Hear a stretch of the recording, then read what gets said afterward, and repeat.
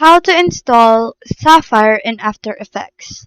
In this video, I will show you how to install the Sapphire plugin in After Effects.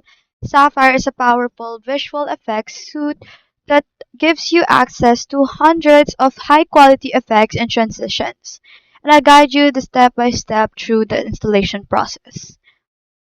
So first thing you need to do is to go to the official website, borisfx.com. This is the home of Sapphire and audio creative plugins. You can pretty much click on these products right here and you will automatically see Sapphire. And then you just have to select that.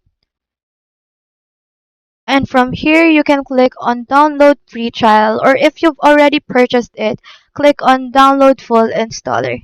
You just have to choose the correct version for your operating system, either Windows or Mac. And after downloading, you just have to locate the installer file in your downloads folder and run it.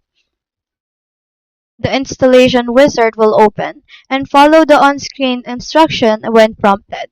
Make sure to select Adobe After Effects as your host application. This ensures Sapphire is installed directly into your After Effects plugin folder.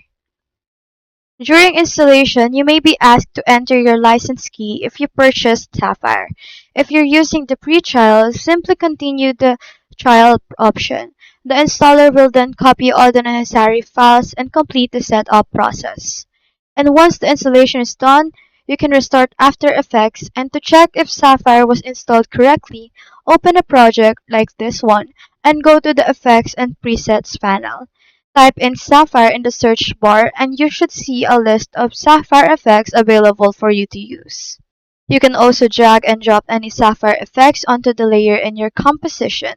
You'll immediately see the effect applied, and from there you can adjust its parameter to create stunning visuals and transitions. And I hope this video helped you. And if it did, feel free to like and subscribe. It really supports the channel. And if you've got a question, just drop it in the comments below.